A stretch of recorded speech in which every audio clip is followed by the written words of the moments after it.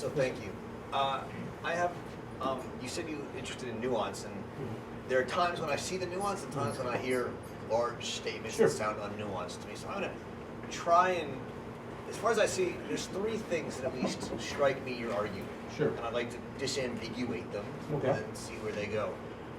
One is you're doing the job of bringing really close attention to the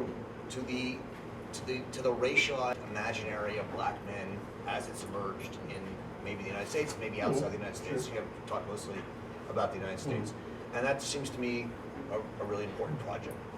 The second is you've done some very interesting history that I don't know, so I have to defer to you about the early feminists and their use of that imaginary and their abuse of that imaginary in their political struggles. And then the third is the claim that feminism as a whole is an agent of white supremacy. Sure. Now that's the claim that it seems to me the least nuanced. Sure. I mean, it seems to me you've said, and I think it's very interesting, you said that the language of some of these feminists was not about equality, it was about something else. But there's a whole tradition of feminist language about equality that seems to be missing from the story you tell. Sure. So I'm wondering, A, how these three things that I point you feel, and then is there another story of feminism that we can tell, and why not tell that as well? What's the politics of what you're trying to do on the one side? So just as a preface, most of that came out in Q&A, so that's why, Okay. But, so to the first question, you're absolutely right. I am interested in kind of the racial construction, what I call an anti-black misandry construction of masculinity, or what we call black masculinity. Precisely because there's not very much research on the evolution of racialized men, LNM, et cetera, in the 19th century. Absolutely correct. Also correct on how white men are deploying this, especially in debates in the late 19th century, early 20th century.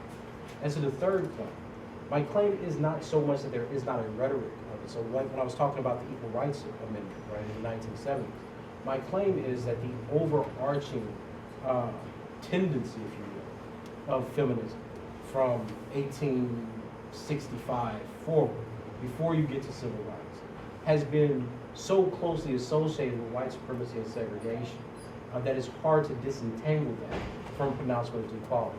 And I'll give you a very good example of what I mean by that. When we traditionally study the suffrage movement or women's rights generally in the United States, we traditionally teach classes that may start with Seneca Falls in 1848, move then to suffrage, right, because this is the first wave, moved into voting rights around 1920, which is the second wave, the extension of the second wave up to civil rights, which begins the third wave, right? Abortion, right, abortion rights, things like legislative representation, things like the Dworkin, McKinnon debates, things of that sort. Pornography, exactly, right? What we would take now to be a kind of liberal feminism. Yeah. What happened to 1890 to before 1920? What happened to 1921 to 1950 before Brown v. Board? You see, those gaps are what I'm interested in. And when I look at those gaps, I start seeing citizens councils. I start seeing the activism of WKKK, women KKK organizations, around the same language of women's rights. Now, does that mean, again, does it mean that it's affirmative? Absolutely not. I'm not saying that all feminism is that. But I'm saying that the trajectory that takes us to the liberal feminism that we're thinking of, right, with the issues of pornography, abortion, et cetera, have a deep root in these kinds of racialized trajectories. A great example of that would be the debates about abortion that had in the 1870s, where you had suffragettes arguing, for instance, that abortion was a faculty and practice of savage races, and that if white men gave them their political rights, they'd be more inclined to keep the surplus of white bodies up. So Beasley writes a really good article about this, talking about the debates of reproductive rights and how that was used to political leverage because of exactly what I'm saying. The value, the investment that white supremacy and patriarchy have in women's wars, right? In 1890, when Charlotte Gilman is making these arguments about the economic dependence of women, her argument is that if you keep white women in the home, they become weak and fragile. They don't become good colonizers. You need good colonizers to have good babies so that you can build up the colonizing ethos of the white stock. You see the same language in the 1920s with the KKK. You see this again in the Citizen Council in the 1940s. So that's the genealogy I'm interested in. Now, when you get to the 1970s, then I would ask this question. When Catherine McKinnon makes the argument that that black men after the civil rights movement are still patriarchs now because they claim their manhood and that they're threats to women, specifically when she studies sexual harassment. Where does that language come from? What is the intuitive assertion? What is the reality that drives McKinnon to start writing essays or at least make statements about sexual harassment law that says that when they're put in the same environment as white women, that they're a sexual threat to them? In the 1970s, given that before that they were segregated, they weren't even in the same environment, right? That's the reinvention of these kinds of tendencies. Again, not saying absolute, but I'm saying that even within the liberal equality tradition, you still have these remnants of racism that particularly target racialized men. And I think that you can see this in the coalescence between white feminism in the 1980s and some of the early writings of Bell Hooks and Michelle Waters. Why start with the buck? Why start with the buck, right? The black buck. You know, Michelle Wallace says that the only thing that survived slavery was the buck, right? Why start with these images? Because these images aren't apparent, right? These images come from a very long term of the century rhetoric. So the language of equality that I think that white women give, as we've already seen from the work of black feminist intersectionality, is certainly classist.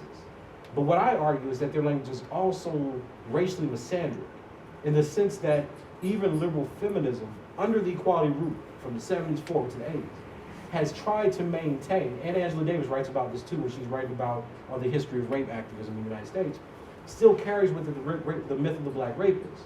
But even more so, the civilizational and democratic fear that foreign males have to a growing democratic republic. There's one thought. Sure.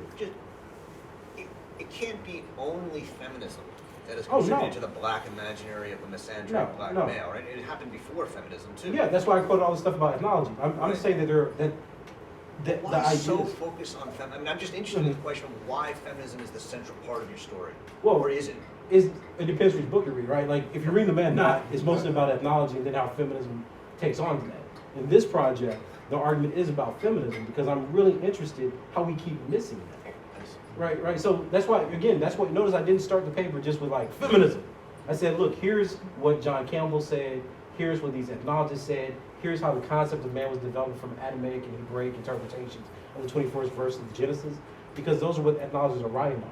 But notice how feminism, who claims to have an equality or egalitarian rhetoric in abolitionists, does not break with the ethnological views of manhood.